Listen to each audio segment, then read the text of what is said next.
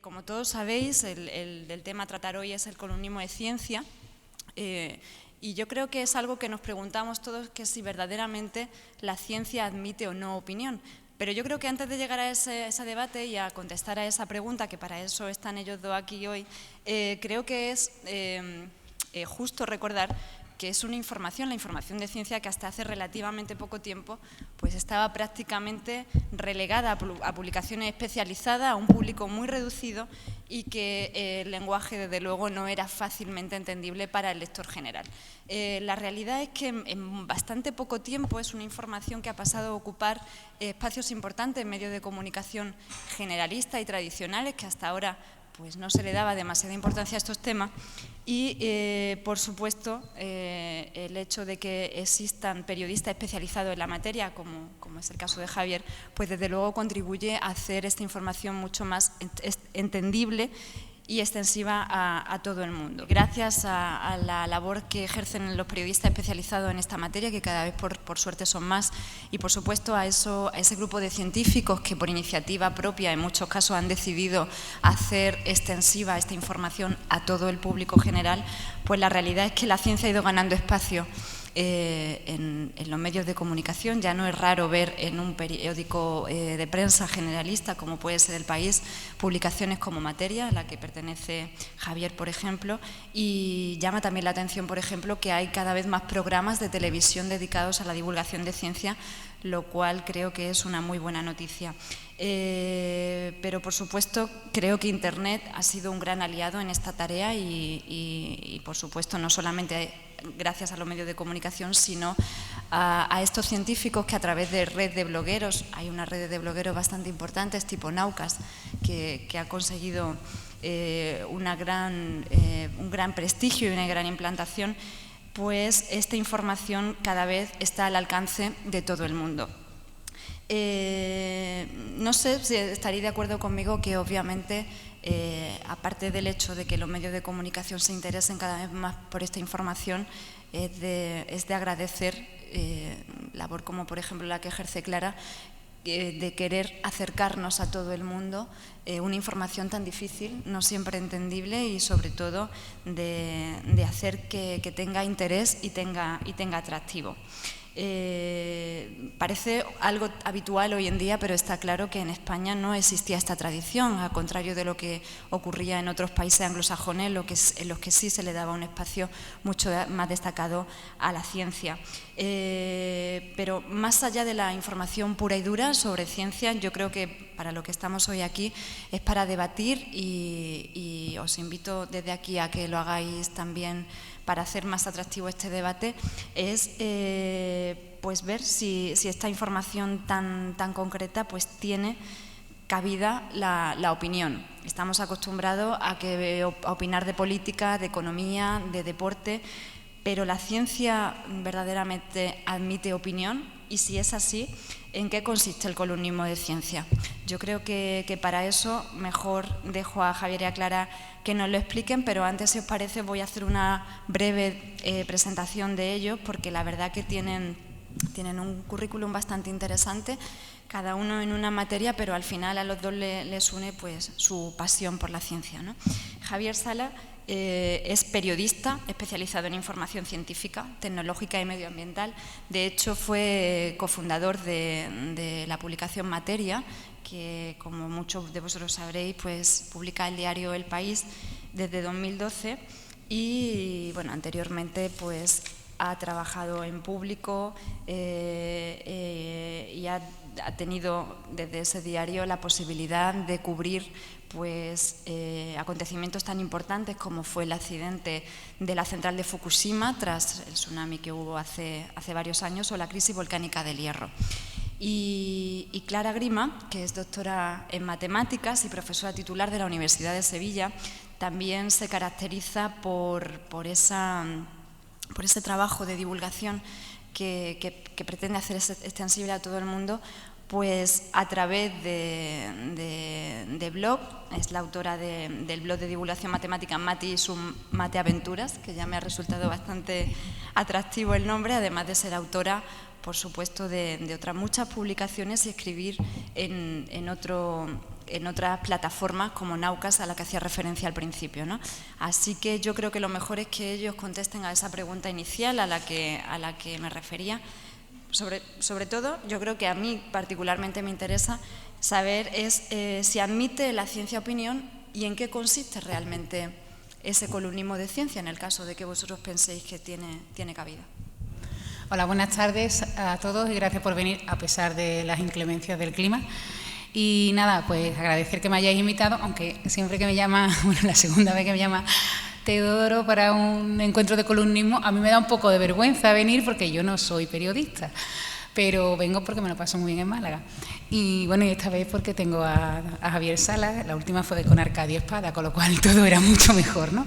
Entonces, voy a intentar la pregunta, si se puede hacer opinión de la ciencia. Yo no hago opinión o sea, tengo una columna de opinión en el diario.es, pero no siempre es de ciencia, es de opinión. Y en cualquier caso, yo no hago opinión sobre ciencia, porque en mi opinión, valga la redundancia, la ciencia no se opina, la ciencia es lo que es y no hay discusión. Lo que sí creo que es importante, lo que sí se puede es crear opinión divulgando ciencia. O sea, si tú divulgas ciencia y explicas las cosas, yo creo que sí se puede llegar a crear opinión en la sociedad, pero opinar, la ciencia es lo que es, no hay nada que opinar. Y alguien me dirá, bueno, ¿y la ciencia algunas veces se equivoca? Pues sí, pero luego se rectifica, porque bueno, les reto a todos los que estén aquí que encuentren un error de la ciencia del siglo XX que haya tardado más de 10 años en ser corregido, ¿no? La ciencia se equivoca y se arregla, ¿no? Es como la evolución, ¿no? Solo sobreviven aquellas especies que han sobrevivido al análisis de otros científicos, de lo que tú dices. Sí que hay algunos aspectos de la ciencia que podrían ser opinables, pues así en cuestión filosófica, pues se puede opinar sobre qué tipo de animales o si se deben usar o no animales en experimentación animal, sobre la clonación, pues sobre la vida artificial, eso a lo mejor sí, pero no es opinar sobre, creo yo, sobre la ciencia, sino qué hacer con la ciencia. O también se podría opinar, por ejemplo, en ciencia, que no se hace en las columnas, creo yo, que es sobre, bueno, o si se puede a lo mejor, no lo sé, ahora que lo diga Javier, que es más experimentado que yo, sobre en qué invertir, ¿no? O dónde deben ir los fondos de ciencia, qué tipo de temas hay que invertir en ciencia, pero tampoco digo que no debería estar en las columnas porque hay que debatirlo, pero donde hay que debatirlo, en los foros donde la gente sabe de lo que está hablando, ¿no? No una asamblea, no vale cualquier asamblea, no puede discutir sobre ciencia y sobre cómo se reparten los fondos de ciencia gente que no sabe de lo que está hablando, ¿no? Por ejemplo, bueno, no es por nada, sino si conocéis los crowdfunding científicos y veis los proyectos que sí consiguen financiación, pues son todos proyectos de medicina, de biomedicina, porque la gente entiende que es importante, y lo son, pero nunca vas a encontrar un proyecto, nadie va a apoyar un proyecto que estudie las álgebras de Lie, que es una cosa de matemáticas que nadie sabe lo que es, bueno, yo un poquito, pero poco, porque entiende que eso no sirve para nada, ¿no? Y no es cierto. No es cierto, porque yo siempre pongo el mismo ejemplo, soy muy repetida, pero es que me parece un ejemplo maravilloso. Un señor un día, Paul Dirac, estaba resolviendo una ecuación, esperando una solución, le salieron 2 y dijo, anda, pues acabo de descubrir las antipartículas, ¿no? Y ese descubrimiento de un señor que estaba haciendo ecuaciones de matemáticas, bueno, un poco de física, ¿no? Para intentar, no voy a contarlo, pero es el ejemplo maravilloso de que ahora, con mucho más avance en medicina, biología y tal, es lo que hace posible, pues por ejemplo, que tengamos en los hospitales tomografías por emisión de positrones. Entonces, si esa investigación básica no se hubiera hecho, no existiría esto, ¿no? Entonces, por eso digo que no puede ser asambleario, porque la gente, de hecho, miradlo, hay un crowdfunding de la Fundación Española de la Ciencia y la Tecnología, el Precipita, que todos los proyectos que tienen financiación, y yo también he participado en algunos, son para cuestiones médicas, enfermedades raras, estudio del cáncer, pero no hay ninguno que avance si lo que presenta, bueno, es que no se presentan, nadie dice, quiero estudiar la estabilidad de la solución de estas derivadas parciales, me dais dinero, y la gente dice, ¿qué me estás contando, no? En ese sentido no es asambleario, como no es asambleario poner un change.org para que se prohíba el glifosato, porque alguien ha decidido que está en el grupo, ¿cuál es?, del cáncer, el 2A, ¿no? Igual que las carnes rojas que han metido hoy, ¿no? Bueno, que han metido, sí. O sea, en ese sentido no, estoy alargando mucho, ¿verdad? Bueno, voy a concretar, que me derivo muy rápido. Lo que yo quiero decir es, la ciencia no se opina, la ciencia es lo que es, y cuando hay un error, pues lo corrige la ciencia, pero sí que creo fundamental y necesario hacer columnas de ciencia, o sea, artículos de ciencia, que básicamente es explicar a la población la ciencia que se está haciendo, porque con eso se crea opinión, en el sentido de pues, tomar decisiones, ¿no? Pues Javier Sales ha escrito mucho este año sobre vacunas, ¿no? Sobre antivacunas y tal. Pues informar a la... Poco es una labor social con la sociedad, ¿no? Informar de verdad qué es lo que pasa con este tema. Informar hoy, por ejemplo, que está, no sé si lo habéis oído, pero está todo el mundo revolucionado, que se puede comer salchicha o no se puede comer salchicha. Y pues informar qué ha dicho de verdad el informe de la OMS y explicarlo bien. Eso es una labor social que puede crear opinión o informar bien sobre que el Reiki no cura el cáncer. En ese sentido sí se crea, no lo siento, no lo cura, sí se crea opinión, pero es divulgando, o sea, explicando. Bueno, también agradecer, para empezar, que se me haya invitado a este foro, que me hace mucha ilusión. Y bueno, voy a llevarte la contraria para darle un poco de juego a todo esto. A mí me parece que es perfectamente opinable. Evidentemente, como tú decías, no es opinable el dato científico, ¿no? Es por poner un ejemplo que todo el mundo va a entender, con respecto a las elecciones catalanas, no es opinable los escaños que ha sacado cada partido, no es opinable el porcentaje de voto que ha sacado cada partido, pero sí que es opinable la trascendencia que tiene que tengan más escaños o que tengan más porcentaje, ¿no? Digamos que partiendo de esa perspectiva, ¿no? Hay muchas cosas muy opinables en ciencia. Todas las revistas científicas, Science, The Lancet, Nature, todas tienen editoriales. ¿Qué es lo que hacen? No opinan específicamente sobre un resultado, no dicen ha salido 2,5 y no, yo opino que ha salido 2,4, ¿no? Lo que hacen es, se puede valorar la trascendencia de ese resultado, se puede valorar si el enfoque es el adecuado, si hay que seguir trabajando en esa dirección o no, si esto es congruente con otra cosa que ha pasado antes o no. También la trascendencia que tiene este resultado de cara a la sociedad, si va a influir, no va a influir, si los médicos deberían dejar de hacer lo que están haciendo, si los físicos deberían centrarse más en otra historia. Digamos que hay mucho margen para opinar. Cuando digo opinar no digo poner entredicho un resultado, ¿no? sino saber, digamos, darle su peso, ¿no? Valorarlo en su justa medida, el resultado científico o la controversia científica, que también la puede haber. Pero no solo eso, yo creo que hay mucho margen para opinar, digamos, desde el punto de vista periodístico, de la columna, ¿no? Del formato, porque más allá de si tengo una opinión formada sobre un resultado, sobre un hallazgo, el columnismo permite, más allá de la información periodística pura y dura, permite muchas veces transmitir mejor una idea, ¿no? Esto lo hacéis vosotros, lo hacéis muy bien vosotros, cuando escribís en un blog, digamos, desde una perspectiva más divulgativa. En Internet se está haciendo muy bien. A la hora de los medios, menos, pero no porque no se pueda hacer, sino porque los medios hay menos espacio para la ciencia, con lo cual hay menos espacio también para opinar sobre la ciencia, ¿no? Pero nosotros, cuando estaba repasando estos días las cosas que hemos publicado últimamente en El País, digamos, con el formato tribuna, ¿no? de opinión, evidentemente hemos dado mucho la matraca con los recortes, con política científica, además, que si se debe invertir más, menos, si se debe cambiar las leyes y demás, pero te das cuenta, digamos, visto en perspectiva, no es una cosa que lo hagamos premeditadamente. Hemos publicado muchas columnas digamos, gente de ciencia, evidentemente, que son capaces de transmitir, digamos, la importancia de su trabajo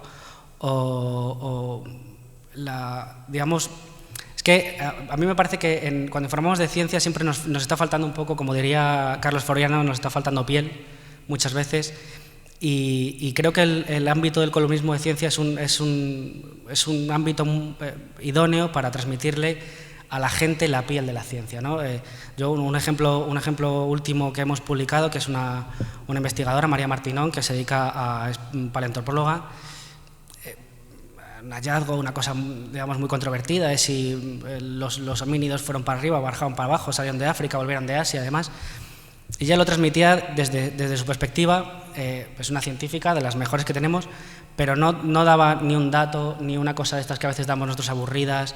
Ella lo transmitía desde su pasión, ¿no? Desde su pasión de su descubrimiento, de lo que le ha gustado viajar a China y encontrarse esos huesos, de lo que le ha gustado encontrar esos dientes y saber...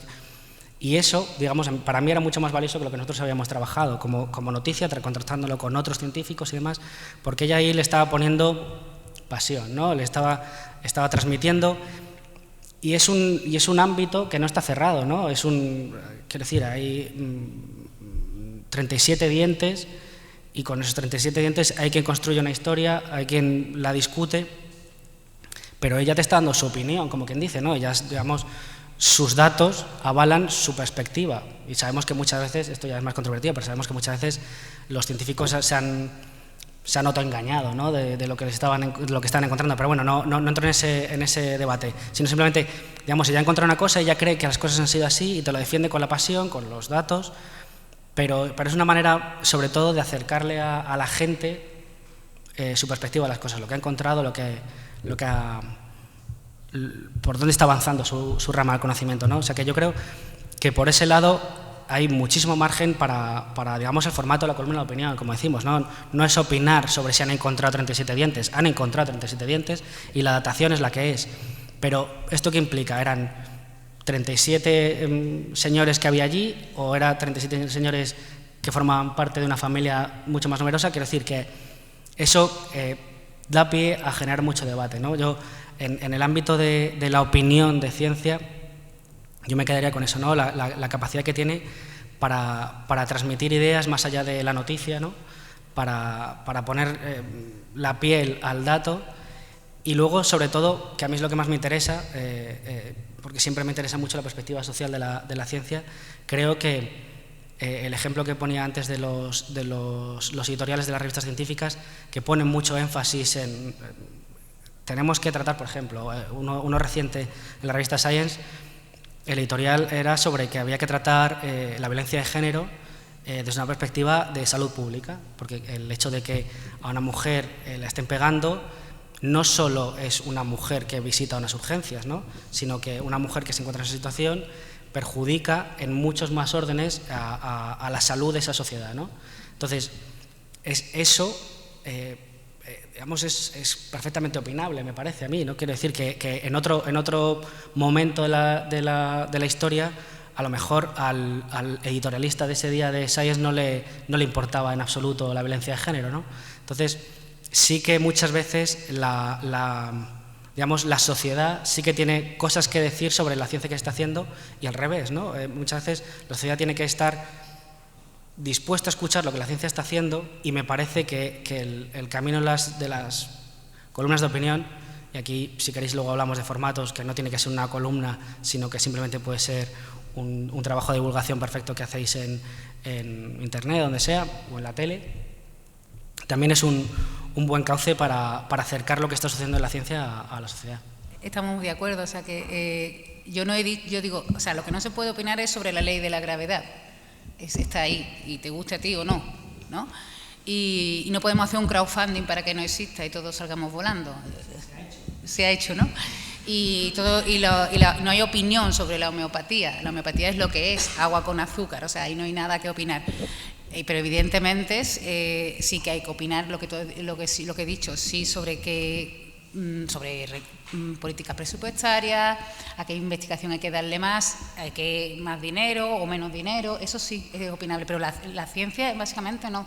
Y sí que puedes crear opinión, como he dicho, en algunos temas, pues yo no sabía lo de la violencia de género, pero me parece estupendo que aparezca un editorial, y sí que puedes debatir sobre, como he dicho antes, sobre clonación o sobre este tipo de cosas. Pero yo básicamente decía lo mismo, lo único que no es opinable es la ciencia, o sea, el resultado científico. Y claro, y luego cuando tú escribes una columna de ciencia, yo no escribo columnas de ciencia, yo escribo entradas, bueno, yo no le llamo columnas de ciencia, yo le llamo entradas. Claro, tú lo intentas escribir con pasión y, claro, ahí vas creando opinión, ¿no? Porque si a ti te gusta, al que está enfrente le va a acabar gustando, ¿no? Porque si no deja de leer, ¿no? Porque lo hacemos todo, pero no con ciencia, sino Yo me leo las columnas de John Carlin de fútbol y no me gusta el fútbol, no me gusta nada, pero porque me gusta cómo escribe, ¿no?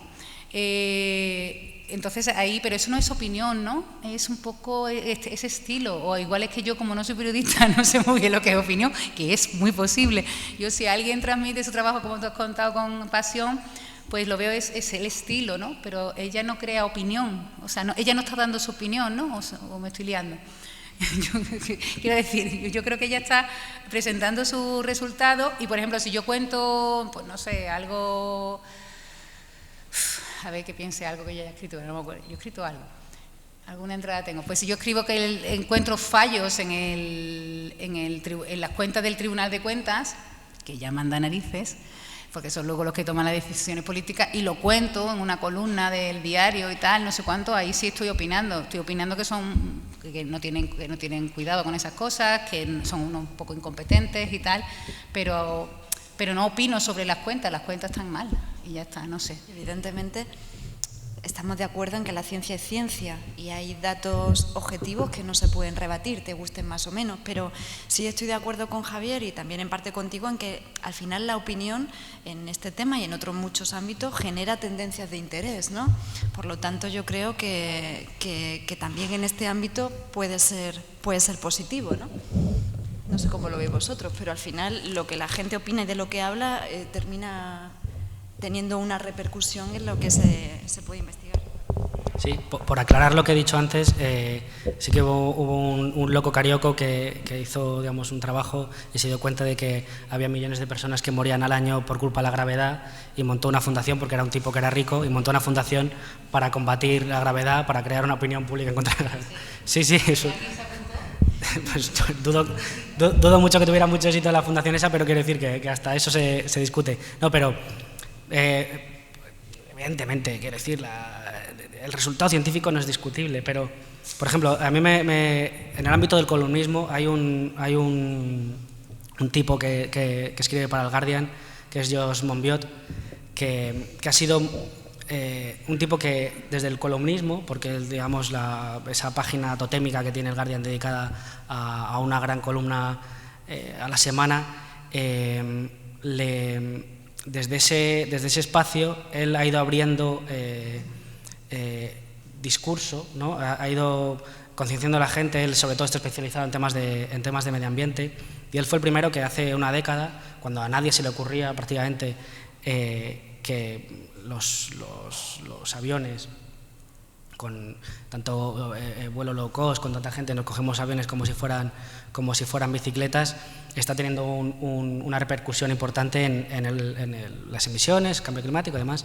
Y es este tipo de personas que tienen la capacidad de todo lo que está publicando, más o menos, los cálculos, es una línea ascendente, pero más o menos andamos en 1 millón de estudios científicos que se publican cada año. Dentro de ese 1 millón de estudios científicos hay que, evidentemente, tener mucho olfato para saber lo que va a ser trascendental, lo que se está obviando. Y no digo porque a mí me parece que desde el ámbito del columnismo, porque este también ha escrito noticias, evidentemente, pero este tipo lo que hacía era su columna. Su columna era, iba a decir trascendental, pero desde luego era, a lo mejor exagero, pero desde luego era muy influyente, ¿no? Y me parece que es un espacio que nosotros no estamos sabiendo aprovechar, ¿no? que podríamos tener, porque seguro que se ha hablado otras veces que, digamos, la política a lo mejor está en los periódicos, está hipertrofiada, digamos, el espacio que tienen, y sí que el hecho de tener un columnista fijo, como tenían ellos, una vez a la semana, dando la matraca con cosas de ciencia, con cosas que influyen más a largo plazo, ¿no? El ejemplo clásico de que si nos dicen que para 2070 va a chocar un meteorito gigantesco contra la Tierra, todos los gobiernos se activarían. Nos dicen que para 2070 va a subir 2 metros el nivel del mar, y aquí estamos todos como antes, ¿no? No pasa nada. Digamos que sí que hace falta ese espacio, porque muchas veces es mucho más leído, es mucho más influyente, a la gente le llega mucho mejor. Naomi Klein, en el último libro que escribía sobre la importancia o no del cambio climático y si el capitalismo tiene que ver o no tiene que ver en todo lo que está ocurriendo, ella parte de una premisa que me parece que es bastante acertada y que es un un problema que tenemos nosotros los periodistas, que es que la gente no se está enterando bien, es que lo estamos explicando mal. Es una noticia tan importante que sucede todos los días, pero que no cambia apenas cada día, ¿no? Entonces es muy difícil dar esa noticia y nosotros la hacemos farragosa, metemos números, metemos grados, metemos porcentajes, y muchas veces es desde la columna de opinión o mejor aún desde el libro, desde el que se es capaz de marcar, digamos, tendencia, ¿no? Hace poco, bueno, se hace regularmente, ¿no?, el típico estudio de los intelectuales más influyentes, ¿no?, de cada... Los intelectuales, porque luego... No digo, porque sí que es verdad que luego se segmenta, digamos, los politólogos, sociólogos, científicos y tal, pero bueno, digamos que son los pensadores, los buenos. Daniel Kahneman, por ejemplo, psicólogo, pero el premio Nobel de Economía, son cosas, digamos, un poco transversales. Lo que sí que tenían claro siempre que hacen uno de estos estudios es que lo que más importa, lo que sigue siendo, digamos, la correa de transmisión de las nuevas ideas, las que influyen de verdad en la sociedad, sigue siendo el libro. Parece mentira, ¿no? Pero el libro es un espacio en el que grandes divulgadores han hecho grandes trabajos para transmitir ideas a la sociedad y pero siempre desde un punto de vista, lo que podríamos decir, muy opinable, ¿no? Oliver Sacks, que se murió hace poco también, que digamos que ha marcado a toda una generación de divulgadores, es un tipo que lo que hizo fue lo que yo reivindicaba un poco antes, ¿no?, lo de ponerle piel a los problemas mentales de la gente. Y eso, muchas veces, en el día a día de las noticias, no tenemos ese espacio, ¿no? Lo comentábamos antes, que ni siquiera tenemos tiempo para dedicarle lo que se merece a una noticia, como para encima explicarle que esa persona que tiene ese problema en el lóbulo de no sé qué del cerebro implica que tenga ese tipo de problemas y que al final le hayan detenido porque parece un sátiro sexual que va por ahí en pelotas por la calle, y es un tipo que tiene un problema mental desatado por un golpe, por no sé qué, ¿no? Entonces, vemos que evidentemente, ¿no?, sin discutir lo que es importante, si Junts pel Sí sacó 67 escaños, eso no es discutible, pero sí que es discutible todo lo que lo rodea, si tenemos que dedicarle tanto tiempo a ese número de escaños, si es tan importante, si debemos poner el foco en otra cosa. Digamos que sí que hay margen para hablar sobre ciencia, ¿no? Nuestra experiencia en el periódico, gracias a que ahora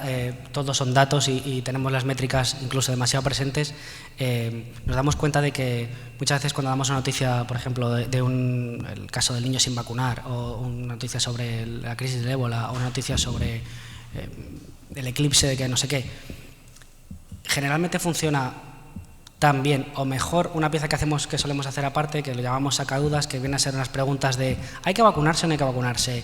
¿Te puedes morir de tifus o no te puedes morir de tifus? Digamos, este tipo de cosas que no son la noticia de un niño se ha contagiado porque sus padres no le habían vacunado, sino que es ¿a qué edad hay que vacunarse? ¿Es importante hacerlo? ¿Deberían vacunarse a los padres dado que el hijo está...? Esto que llamamos sacadudas, que es básicamente es, por entendernos, es explicar un poco, poner en orden la Wikipedia, como quien dice, ¿no? Es tirar de una fuente muy primaria y ponerlo en Román Paladino. Esto suele funcionar muy bien. Eso es una prueba evidente de que a la gente le interesa la ciencia, pero le interesa mucho, digamos, la aplicación práctica, como quien dice, o digamos, más allá del caso particular, lo que les pueda afectar a ellos, ¿no? Nosotros tenemos la experiencia de que a la gente le gustan muchísimo las noticias que tienen que ver con astronomía, pero lo petan las noticias que tienen que ver con astronomía que ellos van a poder ver. O sea, cuando hay una superluna que en realidad no significa nada, digamos, una cosa de un porcentaje mínimo, digamos, la visibilidad, quiero decir, cuando es un eclipse lunar que tú vas a poder ver desde el balcón de tu casa, cuando hay este tipo de fenómenos. Claro, porque es cuando la gente, es muy difícil transmitirle a la gente cómo está afectando la ciencia, el día a día de la ciencia, lo que se está haciendo en los laboratorios, lo que está haciendo la gente que está debajo del océano o mirando hacia el cielo, en qué les afecta a ellos. Pero, y aquí es donde reivindico, digamos, el trabajo que hacemos, el problema que hay es que no tenemos espacio en los periódicos, en los medios, en las teles.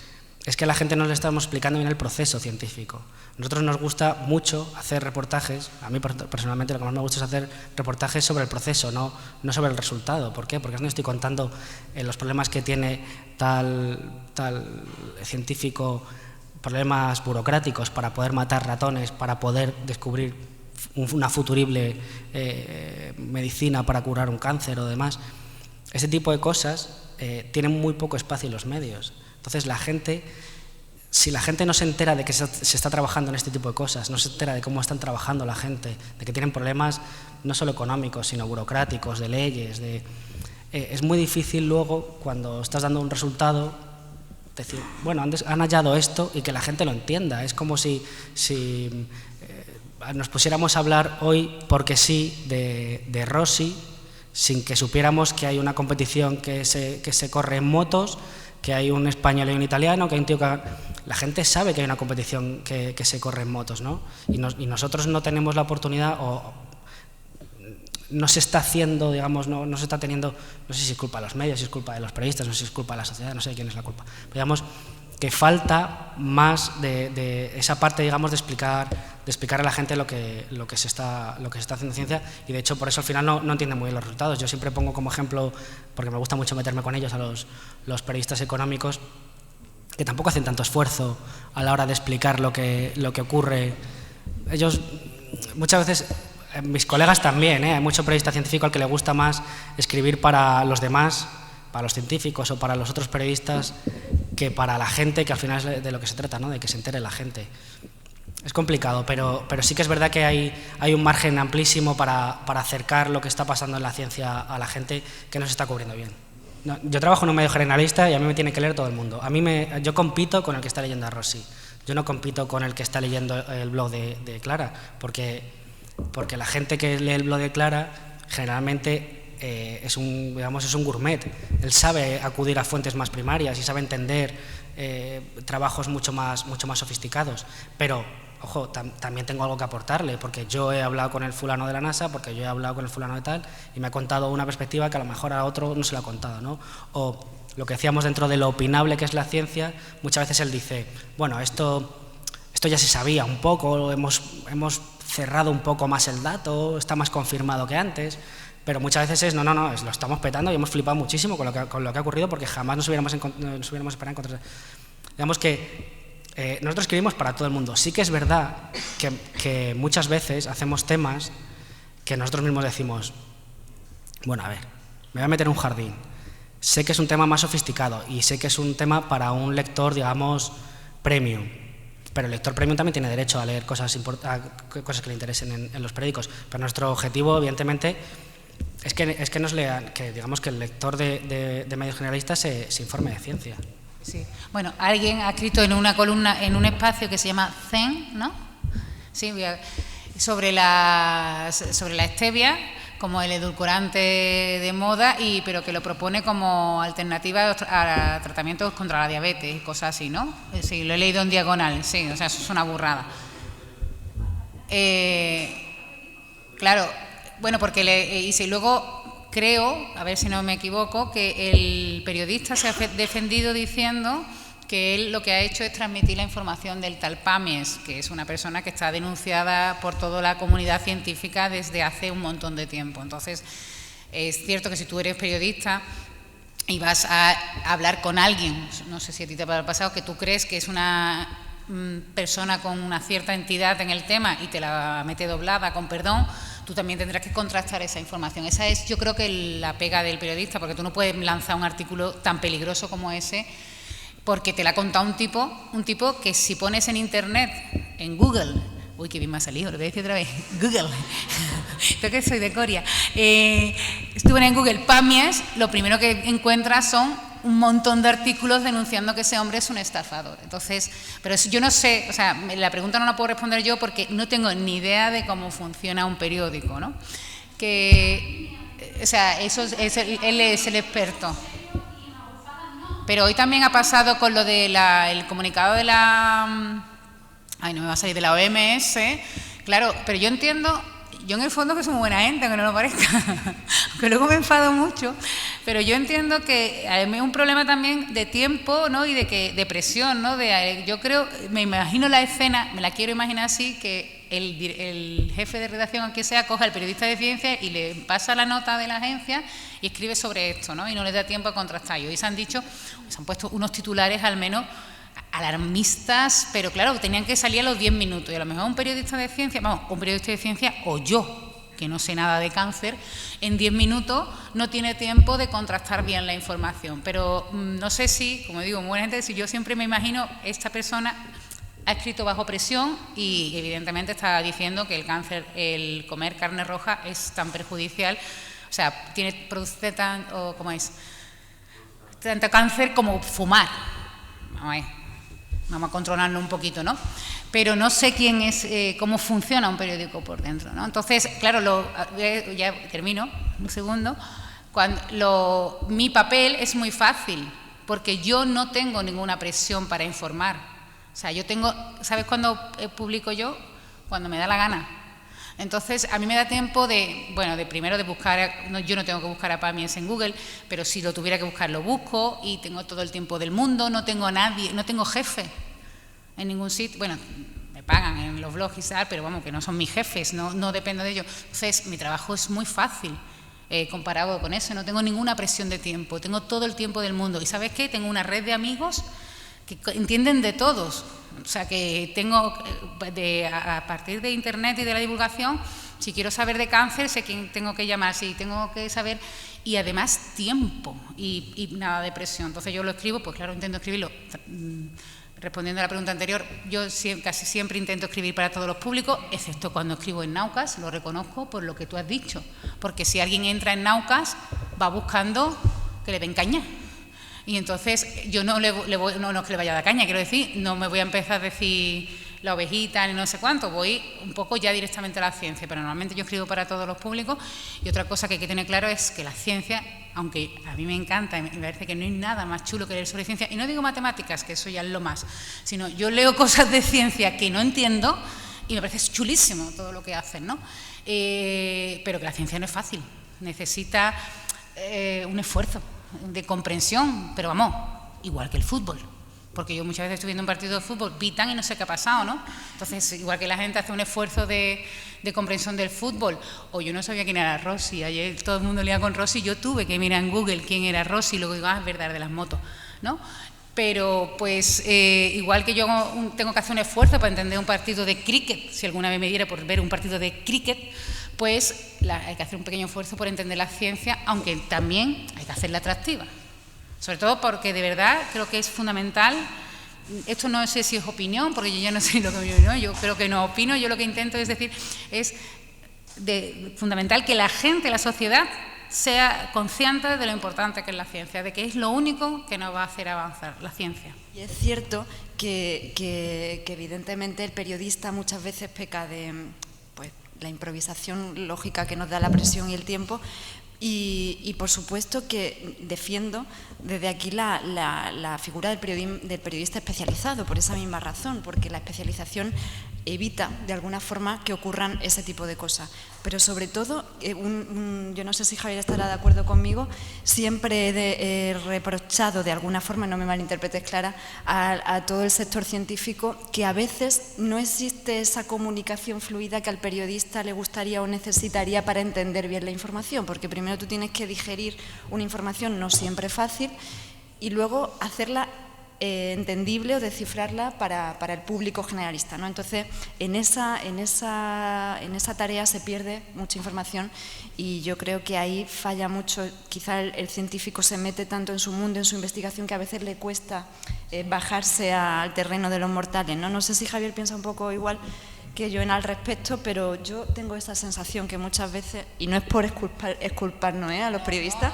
Digamos, el problema es de los jefes. Quiero decir, cuando se hacen barrabasadas en los medios de comunicación con respecto a temas tan sensibles como son temas de salud, es porque, para empezar, no lo ha hecho un periodista especializado, lo ha hecho un fulano que se dedica a hacer reportajes, se ha fiado de la opinión o del supuesto prestigio internetero de un loco carioco.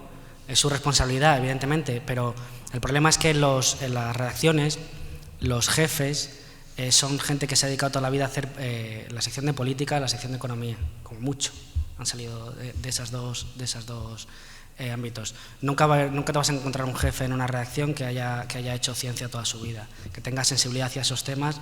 No digo ya sensibilidad para darle espacio, que sería lo ideal, sino que sepa reconocer cuando la estás cagando en su ámbito, ¿no? En ese ámbito.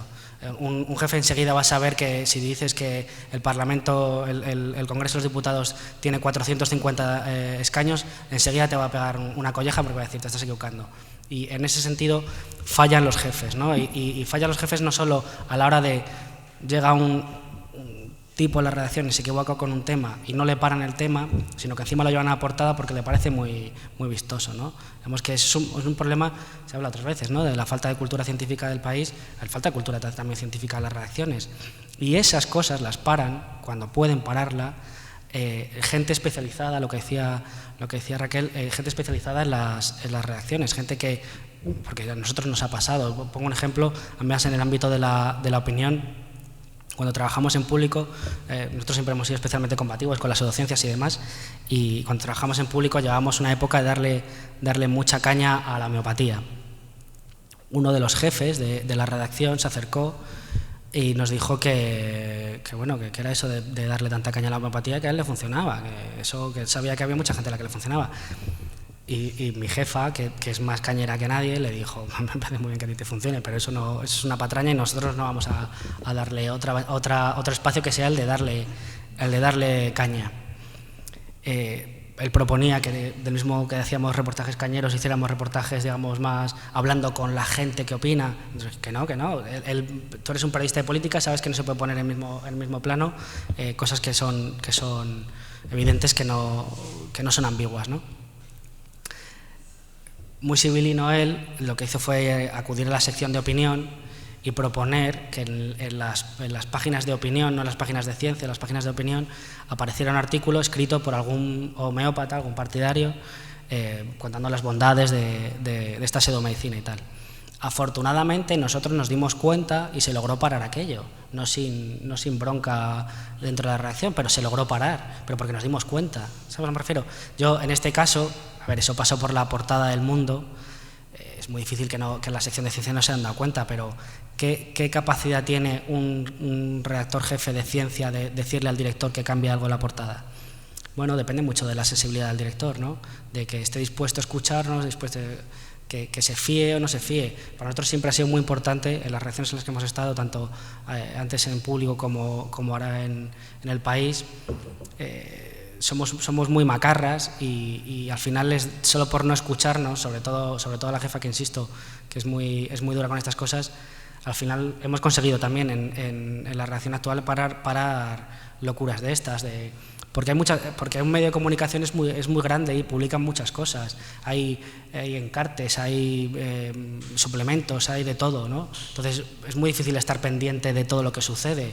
Para eso, evidentemente, nuestro trabajo no es ser policías de la redacción. Para eso lo que hay que hacer es que los jefes estén educados un poco en el asunto, sobre todo en temas de medicina, que es una cosa que te abre las carnes, ¿no? Que la gente esté pasándolo mal y haya gente que les engañe. Bueno, te lo discuto completamente. La mayoría, un porcentaje bastante importante de los periodistas científicos tienen formación en carreras de ciencias.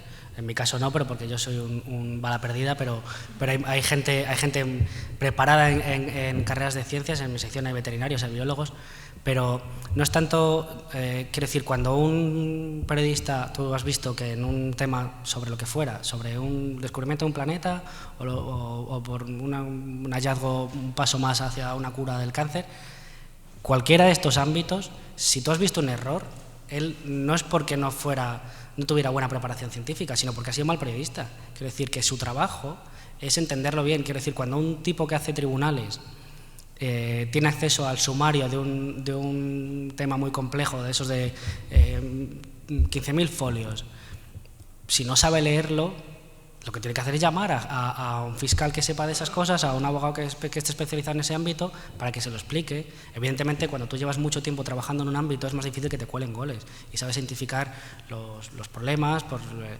porque hay temas desde muy pequeñitos de simplemente de comprensión de palabras, de tener que estar todo el rato consultando la Wikipedia, a temas más complejos de concepto y demás, pero para eso está evidentemente la formación, la experiencia del periodista, pero si no la tiene, le tienen que ayudar entre la redacción los que sí la tengan, y su trabajo es desentrañar el asunto y explicarlo bien, encontrar, digamos, la verdad del asunto, hablando con las fuentes, hablando con el que más sepa de astronomía o al que él pueda acceder que sepa de astronomía, o al que más sepa de cáncer o al que él pueda acceder de cáncer, pero si lo ha hecho mal, no es porque no tenga formación científica, que también, pero sobre todo lo ha hecho mal porque no es buen periodista. O sea, su trabajo es explicarlo bien. Si la caga, es una cagada de periodista, no de científico. Sí, pero una noticia sobre el caso Bárcenas nunca va a estar escrito con el lenguaje del sumario. Está escrito con el lenguaje que es de explicarle a la gente las cosas como pasan, ¿no? Y en periodismo científico exactamente igual. O sea, nosotros no hacemos de intérpretes de lo que sucede en los papers. Nosotros, los estudios científicos cuando se publican, no es simplemente leerlo, entenderlo y traducirlo al castellano moderno, ¿no? Nuestro trabajo es no solo leerlo, sino hablar con el investigador, porque hay cosas que nosotros, a medida que vas ganando experiencia, puedes encontrar flaquezas, dices, bueno, esto es una cosa que has hecho con 300 fulanos, si lo hubieras hecho con 300.000 sería más concluyente, ¿no? Este tipo de cosas, pero además tienes que hablar con otro científico que se dedique a este campo para decirle, oye, ¿tú cómo ves esto? Y él te va a decir, hombre, pues sí, está bien, pero bueno, esto ya se sabía, tal. Quiero decir que en tu trabajo, yo, cuando llegué a esto de la ciencia, yo evidentemente tenía una capacidad de cagarla muchísimo mayor de la que tengo ahora, que también tengo bastante margen, pero tu trabajo es ese margen cerrarlo lo más posible, y eso es haciendo tu trabajo de periodista. Sí, pero cuando hables con otro científico te va a decir, a ver, la muestra es un poco regulera, y enseguida, y por supuesto, insisto, estamos hablando de periodismo, lo importante es que haya una redacción. Yo cuando entré en la sección de ciencia, que no tenía ni idea de todo esto, yo estaba rodeado por 7 personas que sí sabían mucho de esto, y no te dejan dar un paso en falso, y cuando lo das te dan una colleja, y cuando lo das 2 veces te dan 2 collejas. Quiero decir que así es como también se aprende, pero insisto, es aprender el oficio, porque no es, evidentemente, no todo hueso de dinosaurio que se descubre en Argentina tiene trascendencia para abrir el periódico, y eso lo vas aprendiendo, porque cada vez que ves, han descubierto uno, te pegas un brinco, pero luego no todo es lo mismo. Quiero decir, luego vas ganando experiencia, pero lo importante es hacer bien tu trabajo de periodista. Pero que se me parece bien que, hombre, yo no le veo mal. De hecho, una de Oliver Sacks, Despertares, no sé si la has visto, es uno de los relatos, de los libros de Oliver Sacks donde tratan problemas de este tipo mentales. Que si me parece bien, pues yo sí, si está tratado con rigor y tal, o sea, puede ser le puede doler a alguien puede hacerle daño a alguien que le coja cercano, pero a todos nos hace daño alguna película por algo, ¿no? Entonces no podríamos hacer películas donde nadie se muera, donde se muera un perro, ¿no? Como dicen en Inside Out. Pero yo en principio no le veo, o sea, tampoco le he dedicado mucho tiempo más que a pensarlo, porque nunca me lo había planteado. Pero yo creo que no, que incluso si se hacen películas sobre científicos y sobre problemas mentales, pues mira, se ve el papel de la ciencia. A mí me parece fantástico la serie de Big Bang Theory. Es la primera vez que he visto en una serie de ficción a alguien que hace lo que yo hago, ponerse delante de una pizarra a mirar números, ¿no? Y es chulo, ¿no? Entonces, y que la gente vea lo bien que se lo pasa a uno haciendo eso. De hecho, hay quien dice, pero yo esto me lo creo, menos 40, que han crecido el número de matrículas en física a partir de la serie de Big Bang Theory. Bueno, tú sabes, no sé si es verdad o mentira, pero sí que es verdad que por primera vez en la televisión se ve cómo trabaja un físico teórico, y Francis lo sabe, que cómo trabaja un matemático, un físico teórico, ¿no? Que es lo mismo, ¿no? Un físico teórico es un matemático con complejo. Es broma, eres porque está aquí Francis. Es delante de una pizarra y mirando y un rato, ¿no? Pues me parece fantástico. Bueno, ahora la serie está, ¿cómo se llama? Ahí dice que ha subido la matrícula en química, pero todos estos datos son, me parece a mí, leyenda urbana. En química, después de Breaking Bad. Eso me preocupa más, ¿no? Porque la gente lo que quiere hacer es metanfetamina, ¿no? Pero que la ciencia sea el centro de una película, ya sea pues, enfermedades mentales o unos físicos que tengan una relación tormentosa y apasionada en el acelerador de partículas, me parece bien, porque es poner, que por cierto, bueno, ya me parece bien que la ciencia sea protagonista, con rigor. Sí, no, pero bueno, da igual. El rollo es, lo importante es que haya este tipo de programas. Es verdad que luego podemos entrar a discutir si la han cagado en determinado programa en concreto, si han dicho una cosa que no tenían que haber dicho y tal, y está bien, y entonces lo discutimos y les tiramos las orejas, ¿no? Pero a mí me encanta el momento en el que estamos ahora en el ecosistema de medios en los que una persona a la que le gusta mucho la ciencia puede elegir no ver órbita laica porque tiene mucha opción. Quiero decir que lo importante es que alguien que le gustan los deportes tiene tal cantidad de un abanico tan amplio de opciones para enterarse de lo que ha hecho el Barça, que puede ver el estudio estadio, no sé qué, al otro. En el ámbito de ciencia a mí me parece interesantísimo que suceda eso, ¿no? A mí, por ejemplo, Redes me parecía muy el programa porque yo me encontraba con algunos tipos de Nobel a las 9 de la noche en un domingo en la tele, el domingo, lo sábado, no me acuerdo. Eso hay que saber valorarlo. Quiero decir, que luego él tenga una tendencia al bimbo y al no sé qué y al que le guste el tal. Bueno, pero es que cada uno tenemos nuestras cositas. Quiero decir, a mí me parece que ese programa era muy bueno y de hecho fue una buena cantera para buenos periodistas científicos. O sea que a mí me parece que, igual que la pregunta que hacía tu compañera hace un momento, en el ámbito además justo del columnismo en los medios, las pelis suelen ser una gran oportunidad para acercarle cosas de ciencia a la gente. Nos ha pasado con la última peli de Pixar, la de Inside Out, nos ha pasado ahora con la tontería esta de lo de Regreso al Futuro. En ambos casos hemos conseguido que escriba gente de ciencia de ese campo, escriban cosas que molan y que a la gente le van a interesar. Si se puede viajar en el tiempo y no, se puede viajar en el tiempo. Digamos que en esa columna, es que me acuerdo justo que la hemos publicado hace poco, sobre Regreso al Futuro, el tipo te estaba dando una cantidad de nociones básicas sobre física que no están, digamos, en el día a día, no se habla en los bares, como le gusta decir a los directores de los periódicos. Esto no se habla en los bares, pero eso a la gente le mola, y esos artículos luego funcionan muy bien, porque da rudimentos básicos para entender, digamos, este mundo complejo en el que vivimos. Está hablando de una película, de un loco con los pelos y un DeLorean que no sé qué. Bueno, evidentemente no es riguroso, pero es una ventana de oportunidad para llegarle a la gente y llevarle un mensaje que no es el que está acostumbrado a recibir. Pues yo tampoco sé lo que pasa. Y es muy llamativo porque yo, aparte de mi trabajo, que es de la universidad y tal, y de la divulgación, que es otra cosa que hago, yo voy mucho a los coles de mi entorno a dar charlas, que si me invitan, y a los institutos, ¿no? Y es así, como tú dices, o sea, a medida que los niños van creciendo, a mí me da mucha pena que van perdiendo el interés por lo que tú estás haciendo, o sea, y no sé por qué, porque o sea, todo lo que yo hago es chulísimo, o sea, yo no voy allí a dividir polinomios, voy a hacer magia, voy a hacerle trucos o cosas chulas. Yo no voy a enseñarle la parte fea de las matemáticas, para eso son sus profesores, ¿no? Pero es increíble cómo van perdiendo el interés y la curiosidad. ¿Por qué pasa? No lo sé. Y voy a decir una cosa que me duele mucho en el alma, sobre todo las niñas.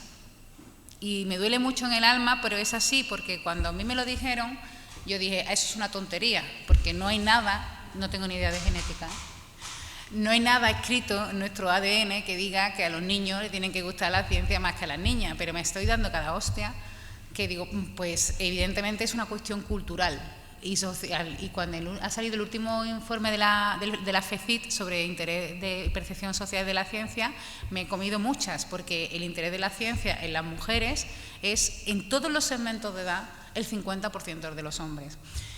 Entiendo que en España haya poco interés por la ciencia, porque la ciencia pues no está, o sea, está en algunas columnas de un periódico, pero no está en la tele y no está en Sálvame, a ver, igual tenemos que meter a algún científico en alguna cosa, bodrio de esto, no lo sé. Entiendo, pero que ahora dentro de ese poco interés, o sea, no se le valora, o sea, la gente conoce a los futbolistas, y voy a decir los futbolistas que al fin y al cabo juegan al fútbol, o sea, que son deportistas, pero conoce iba a decir a los mierdas, pero sí, a los mierdas que salen en Sálvame, y no conocen a los que están, voy a decir el Virgen del Rocío, pues soy de Sevilla, a los cirujanos que están trasplantando corazón en el Virgen del Rocío, porque en España eso no importa. Pero dentro de que haya poco interés por la ciencia en España, ¿por qué las mujeres el 50%? Pues no tengo ni idea. Y desde que salió el informe de la FECI, de titiritera, de instituto en instituto, diciendo esto es lo más chulo que vais a hacer en vuestra vida, ser científico, y salen todas fotos de científicas y tal, pero consigo que a medida que van creciendo, que vaya, o sea, consigo, no creo que sea cosa mía, ¿no? Pero veo que el interés se va perdiendo. Y en la Feria de la Ciencia nos pasa igual, ponemos un stand y se acercan más hombres que mujeres al stand y las mujeres se meten detrás. No, yo es que soy muy mala para matemáticas y a mí me dinamita por dentro y no sé por qué es lo que pasa. Pero también sé, o sea, yo siempre cuento, cuando Philae estaba aterrizando en el cometa, yo estaba en la peluquería tiñéndome. No es natural el pelo, siento daros esta noticia así sin prepararos. Y yo estaba con Twitter porque no salía un agarrador, o no me acuerdo cómo se llamaba, que aquello no iba y tal, y yo estaba que me iba a dar algo por Hangout con Enrique, la han sacado, no sé cuánto, que el Twitter no se actualizaba y tal. Y entonces a mi alrededor yo miré y digo, joder, lo que están haciendo, tío, están colocando, en mi pueblo, ¿no? Y en mi barrio yo hablo así, y están colocando una sonda en lo alto, un cometa, no sé qué, no sé cuánto y tal. Digo, yo pongo una fiambrera bien en su sitio y canto. O sea, imagínate esta gente cuando coloque esto. Y se hacía lo que tú dices, un silencio sepulcral. Me miraban como diciendo, la pobre lo que ha estudiado para llegar donde ha llegado. Y seguían hablando. ¿Por qué? Pues no lo sé, porque no me parece que estuviera pasando nada en aquel momento más bonito e interesante. Estaban pasando muchas cosas en España, pero eran todas sórdidas y corruptas. O sea, os estoy contando una cosa súper chula que está pasando y tal, y no os interesa, de que sientas. Yo puse otro día una foto en Twitter del marciano, digo, así me siento yo cuando hablo de ciencia en la peluquería, ¿no? Que te miran, se hace el silencio y siguen a sus cosas, ¿no? ¿Por qué? Ni idea. Supongo que el hecho de fomentar más la aparición de la ciencia en los medios grandes de comunicación, y eso es la tele.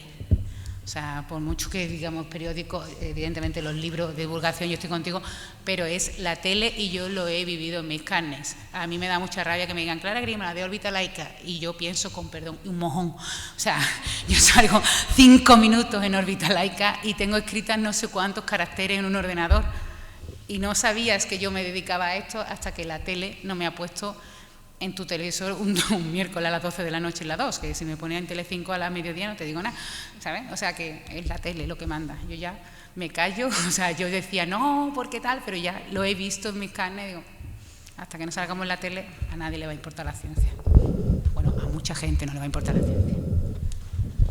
Hay una línea ahí, tengo que definirla. A ver, esto... Es que en el periodismo científico no creo que tenga más importancia que cualquier otro periodismo. Quiero decir que se trata de hacer las cosas bien hechas, de explicarle a la gente las cosas importantes y de explicarle las que van a tener trascendencia para su vida y que suponen algún hallazgo de relevancia. Quiero decir que luego hay maneras de llegar a ese lector, ¿no? Porque lo que decía ella, al final la gente se consume los medios como los consume y tiene lo que se dice ahora la economía de la atención y tal, que pues tú tienes una ventanita de oportunidad muy pequeña cuando estás en la portada del país.com para conseguir que te llame, que te cliquen en tu noticia y que se enteren de lo que tú quieres contar. Y digamos que hay maneras de hacerlo, ¿no? Eso ya es muy discutible, ¿no? Pero lo importante es que tú, digamos, seas riguroso cuando haces tu trabajo. Me refiero en el sentido de también se pueden escribir sandeces sobre economía o sobre periodismo, no hay más que verlo el programa estrella de Pedrerol, que no es periodismo deportivo, es otra cosa, ¿no? Digamos que en todos los ámbitos de esta profesión se pueden hacer las cosas terriblemente mal e intentar acercarse a lo que debe ser lo decente, ¿no? Luego nos podemos poner muchas pegas por el camino, ¿no? A la hora de explicarlo, de llegar al lector, de atraer su atención. Bueno, esto ya, lo que decía, es muy discutible, ¿no? Si a la hora de titular o a la hora de elegir la foto, si ponemos un GIF animado para que la gente le haga risa y entonces se quede un rato más. Esto ya, si tiene que ser punset, bueno, pero digamos en el ámbito de la divulgación, en el periodismo, ¿no? Pero lo importante es que lo que se esté haciendo sea un buen trabajo, ¿no? Yo, por ejemplo, yo he publicado una cosa sobre la ciencia de medir el pene. Es una cosa, quiero decir, a mí son cosas, lo contaba antes, que a mí sí que me gusta mucho escribir sobre el proceso de la ciencia, ¿no? He escrito sobre un reportaje de 2000 palabras sobre los problemas que se encuentran los investigadores cuando trabajan con células madre, de concepto y de burocracia, y no se lo leyó ni mi madre, y escribí un problema que se encuentran los investigadores, tampoco es que haya un campo específico, pero la gente que ha abordado el tema de saber cuánto le mide el pene a los hombres, y eso también tiene muchos problemas metodológicos y demás, eso evidentemente lo petó, ¿no? Entonces, a veces hay que, o sea, a mí a veces también me gusta hacer ese tipo de temas mucho más mundanos, mucho más prosaicos, mucho más intrascendentes, pero también es una buena oportunidad. Yo siempre, cada vez que planteo un tema, digo, bueno, a ver qué voy a sacar en claro de esto, ¿no? Entonces, cuando hago el tema de esto de los penes, que evidentemente yo ya sé de antemano que va a funcionar bien, luego digo, voy a meter en el segundo párrafo una cosa para que la gente se entere de que hay discrepancias a la hora de hacer las metodologías, y que la metodología al final determina la ciencia que estás haciendo, porque no es lo mismo medir las cosas de una manera que de otra, ¿no? Entonces, al final, efectivamente. No, pero tenía mucha ciencia el asunto. El caso es que pero era un trabajo honesto, había hablado con los investigadores, había leído estudios sobre la materia, y llegaba a una conclusión más o menos tal, que era muy complicado, si son 14 o de 12 a 18, como decían algunos. Bueno, ¿no? O sea que, digamos, luego la manera de abordar el trabajo es cada maestrillo tiene su librillo, como diría el tópico, pero desde luego lo que hay que hacer es el trabajo bien hecho. Hay que ser honesto y enfocarlo para darle algo interesante al lector. Sí, bueno, eso partimos de esa base, hay poca formación, pero sí que es verdad que sobre las dos cosas que has comentado, el tema del tratamiento de las noticias que tienen que ver con la energía nuclear es tan simple como que en público, por así decirlo, editorialmente éramos contrarios a la proliferación de centrales nucleares, lo decimos así. Digamos, esa es la línea editorial del periódico, y nosotros tenemos que trabajar en esa línea editorial. Es tu trabajo, ¿no? Entonces, ¿eso qué significa? Que yo no voy a doblegarme a la hora de dar información que no sea veraz, ¿no? Y mi jefe lo sabe. Yo voy a contar lo que está pasando realmente en Fukushima, en este caso, o en el caso de si cerramos Garoña o no cerramos Garoña y tal. ¿Qué es lo que hace mi jefe? Que como es jefe, es viejo y es diablo, pues es bastante más listo que yo. Lo que hace es darme muchas páginas de Fukushima. Porque, como todo el mundo sabe, cuanto más hablas de energía nuclear, más asustas a la gente, ¿no? Es una cosa, digamos, a lo mejor un poco antiintuitiva, pero informar mucho sobre energía nuclear lo que genera es un poco de miedete, ¿no? Entonces, a mí me dan 6 páginas diarias, como me daban, sobre Fukushima, que me las comía yo con patatas, esas 6 páginas, porque era un horror, porque además las cosas sucedían a las 4 de la mañana, que es cuando daban la rueda de prensa a los ministros japoneses. Él sabe que yo lo voy a contar las cosas como son, pero me está dando 6 páginas que para él son 6 páginas de palos a la energía nuclear. Entonces, desde ese punto de vista, lo que tú decías de esperar o no esperar, al final da un poco igual, ¿no? Porque luego los columnistas, digamos, al margen de lo que yo haga fuera de mi sección, van a aprovechar la oportunidad para decir que la energía nuclear no es una buena apuesta, y 6 páginas de información sobre Fukushima ya le están transmitiendo a la gente la idea de que algo grave ocurre, ¿no? Eso por ese lado. Lo otro que me decías... Sí, perdona. Esto, yo creo que hay que valorar las cosas en su justa medida, que tampoco... quiero decir, cuando un loco carioco escribe una cosa en Internet, a mí me da un poco igual. El problema es, por ejemplo, cuando sucedió cuando yo me da un poco igual, me refiero a que mi trabajo no es estar pendiente de todos los locos cariocos que dicen cosas, porque locos cariocos que dicen cosas han existido siempre y existirán siempre, ¿no? Hay que poner a veces si le ponemos el foco demasiado pronto a un fulano que ha dicho una sandez, a lo mejor lo único que estamos ganando es segundos de atención para su sandez, ¿no? Lo que sí que sucede es que hay veces en las que no, hay que decir hasta aquí, ¿no? A nosotros nos pasó, por ejemplo, con el caso con la crisis del ébola. Tú te das cuenta de que empiezan a llegar, nosotros recibimos un montón de emails todos los días de gente que nos vende cosas, y llegaron muchos emails y vimos que circulaban por internet muchas historias de gente que reclamaba tener métodos para curar el ébola, entre ellos el PAMI, este chorizo. Esta gente, cuando hay momentos de estos de crisis en los que hay de verdad susto en la sociedad, y vete tú a saber si la enferma hubiera contagiado a más gente y demás, podría haber generado una pequeña crisis, ¿no?, en Madrid. En esos casos lo que hay que hacer es plantarle cara a estos chorizos, ¿no? Porque lo único que están aportando es más susto, más miedo, más desinformación a la gente. Entonces, aunque lo hicieran por convicción personal, que a mí es que me da un poco igual si los homeópatas se lo creen o si quieren forrarse. El problema es que es un problema de salud pública, y cuando es un problema de salud pública hay que plantarles cara, y nosotros hicimos un reportaje que como siempre que escribes cualquier cosa, esto te supone innumerables quebraderos de cabeza, porque esta gente tiene una capacidad de movilización increíble, le petan el correo a la defensora del lector y demás, pero bueno, es una cosa por la que hay que pasar. Pero digamos que a mí me parece que no hay que darle más importancia a la que tienen, ¿no? Yo creo que hay veces que lo de el mejor desprecio es no hacer aprecio, como se diga, yo los refranes me los sé muy mal.